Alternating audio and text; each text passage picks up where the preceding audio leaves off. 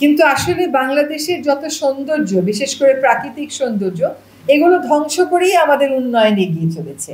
আপনি এই জন্য আশরাফুল মখলুকাত হন নাই যে আপনি আপনার স্বার্থই কেবল দেখবেন, কিন্তু নতুন যুগে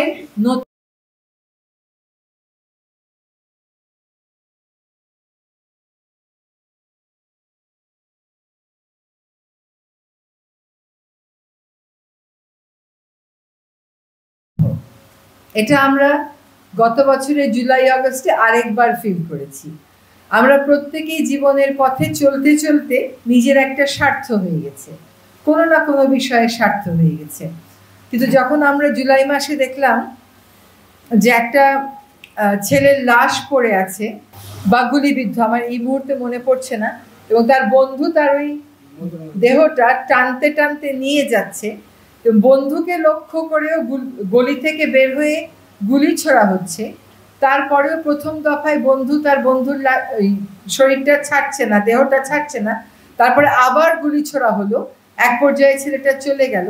তখন আমার মনে হলো যে এইরকম নিঃস্বার্থভাবেই যখন মানুষ ভালোবাসে, এইরকম অকুতোভয় চিত্তেই যখন মানুষ দাঁড়িয়ে যায়, তখনই আসলে পরিবর্তনটা আসতে পারে।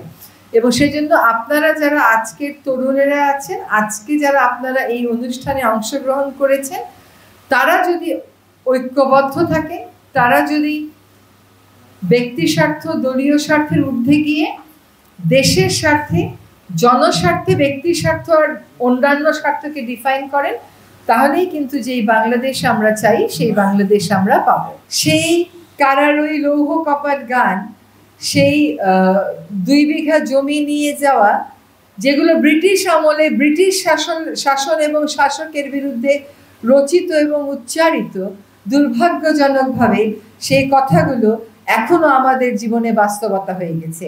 এখনো কারার ওই লৌহ কপাট কিংবা 2 বিঘা জমি নিয়ে যাওয়ার যে নিদারুণ বাস্তবতা, সেটা থেকে আমরা সমাজকে মুক্ত করিনি। সেই মুক্ত করার যাত্রা আমরা শুরু করেছি মাত্র। এই মুক্ত করার যাত্রা যে আমরা শুরু করলাম, এই শুরুটা আমরা এই জন্যই করতে পেরেছি যে আপনারা যারা এই বয়সের আছেন, নতুন প্রজন্মের আছেন, আপনারা নিশ্চিতভাবে এই দেশটাকে ভিন্নভাবে দেখতে চান। আপনারাই প্রথম এই দেশে বৈষম্যের যে কালচার, সেটাকে ভাঙবার ডাক দিয়েছেন।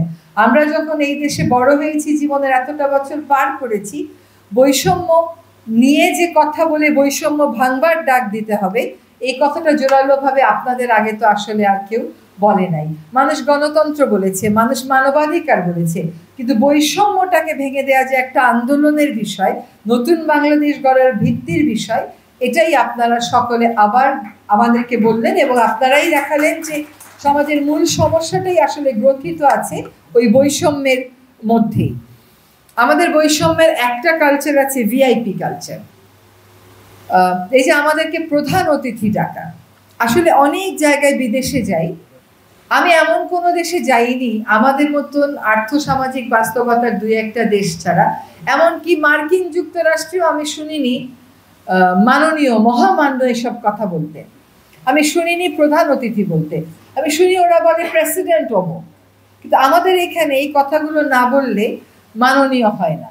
আমাকে যদি মাননীয় বলেই মানতে হয়, তাহলে আর কিসের মান্যবর হইলাম, ওইটা বুঝতে পারি না। আমার মনে হয় যে এই কালচারগুলো থেকেও আমাদের আসলে সরে আসা উচিত, একেবারেই সরে আসা উচিত। এবং বৈষম্যহীনতার ক্ষেত্রে জনগণের সাথে প্রশাসকের যে একটা দূরত্ব, এইটা ঘুচিয়ে দেবার জন্যই এই টাইটেলগুলো থেকে আসলে আমাদের মুক্তি পাওয়া দরকার। কিন্তু আসলে বাংলাদেশের যত সৌন্দর্য, বিশেষ করে প্রাকৃতিক সৌন্দর্য, এগুলো ধ্বংস করেই আমাদের উন্নয়ন এগিয়ে চলেছে।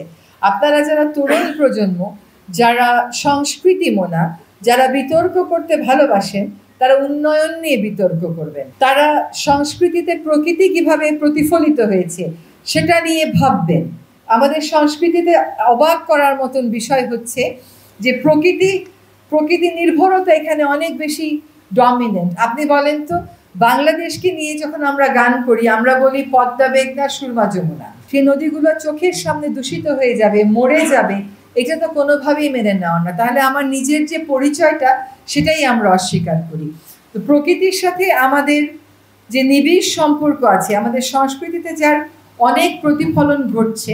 আপনারা যারা সংস্কৃতি চর্চা করেন, কেমন করে প্রকৃতির বার্তাটাও পৌঁছে দিতে পারেন সবার কাছে, সেটা একটু মনে রাখবেন। যারা বিতর্ক করেন, তাহলে তারা মেগা প্রজেক্টই একমাত্র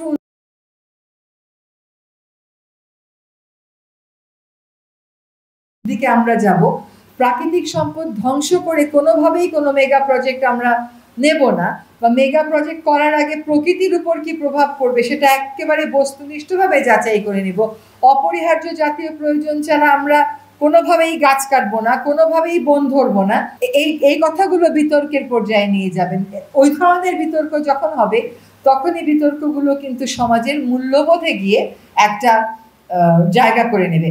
অন্তর্বর্তী সরকার আছে, আমাদের সময় এখন আমরা জানি যে 1.5 বছর, তো অনেক দিনের জঞ্জাল। আমাদের কাছে প্রত্যাশাও অনেক, এই প্রত্যাশা থাকা ভালো, তাহলে জনগণের যারা রিপ্রেজেন্ট করবেন পরবর্তীতে তারাও একটা জবাবদিহিতার মুখোমুখি থাকবেন। ধরে নিলাম এই 1.5 বছর সব কাজ খুব সুন্দর হয়েছে, 1.5 বছর পরে তাহলে কি হবে? এইটা কিন্তু আমাদেরকে এখন থেকে ভাবতে হবে যে আমরা আসলে কি চাই। আমরা নদীর ক্ষেত্রে কি চাই, পাহাড়ের ক্ষেত্রে কি চাই, বনের ক্ষেত্রে কি চাই, কৃষি জমির ক্ষেত্রে কি চাই। এই জিনিসগুলো যদি আমরা ভাবি, তাহলে ওই যে আপনারা বিতর্ক করেন, বিতর্কের মাধ্যমে এই মূল্যবোধগুলো যখন শানিত হবে, এই মূল্যবোধগুলো যখন চর্চার ক্ষেত্র হবে, তখন কিন্তু যখনই যে প্রশাসক হোক না কেন, সে রাষ্ট্রটাকে ওইভাবেই চালাবে এটা ভেবে যে প্রকৃতি বিধ্বংসী কোনো কর্মকাণ্ড করা যাবে না। আগে আমরা ঢাকা শহরে থাকতে পছন্দ করতাম, ঢাকা শহরে একটা ঠিকানা থাকলে নিজেকে একটা অন্যরকম গুরুত্বপূর্ণ মানুষ মনে করতাম। এখন ঢাকার বাইরে গেলে কেউ আর আমরা ঢাকায় ফিরতে চাই না। উন্নয়নটা আমাদের সেই রকমই ধ্বংসাত্মক হয়েছে। কাজে এখন প্রকৃতি নির্ভর, প্রকৃতি বান্ধব উন্নয়ন কেমন করে করা যায়, এটাই হোক আমাদের বিতর্কের বিষয়বস্তু। এর মাধ্যমে আমরা পরিবেশের জন্য, প্রকৃতির জন্য মানুষের মধ্যে ভালোবাসা জাগিয়ে তুলি। মানুষ যখন মানুষের সাথে অন্যায় করে, অবিচার করে, তার একটা বিচার দেওয়ার কিন্তু জায়গা আছে। আপনি ডিসি সাহেবের কাছে যেতে পারেন, আপনি ভিসি সাহেবের কাছে যেতে পারেন, আপনি আদালতে যেতে পারেন। কিন্তু মানুষ যখন নদীর বিরুদ্ধে অত্যাচার করে, মানুষ যখন গাছের হন্তারক হয়ে দাঁড়ায়, মানুষ যখন পাহাড় কেটে ফেলে, মানুষ যখন সোনাদিয়াতে বনের মধ্যে আগুন লাগিয়ে চিংড়ি চাষ করে, বনটা কোথায় যাবে? পাহাড়টা কোথায় যাবে? নদীটা কোথায় যাবে? বন্য প্রাণীটা কোথায় যাবে? আপনি এই জন্য আশরাফুল মখলুকাত হন নাই যে আপনি আপনার স্বার্থই কেবল দেখবেন। আপনি এই জন্যই আশরাফুল মখলুকাত হয়েছেন যে কাজটা অন্য জীবন্ত সত্তাগুলো করতে পারে না, সেই কাজটা আপনি করতে পারেন। সেই দায়িত্বটা আপনার উপরে দেওয়া হয়েছে, এবং এই জন্যই আপনাকে সৃষ্টির সেরা বলা হচ্ছে। তো আমরা সৃষ্টির সেরা হিসেবে কাজ করব। আমাদের সংস্কৃতিতে যত পরিবেশের বিষয় আছে, যত প্রকৃতির বিষয় আছে, সেটা আমরা বেশি করে চর্চা করব। আমরা আমাদের মূল্যবোধের জায়গা আমাদের বিতর্কের মাধ্যমে প্রকাশ করব এবং শানিত করে তুলব।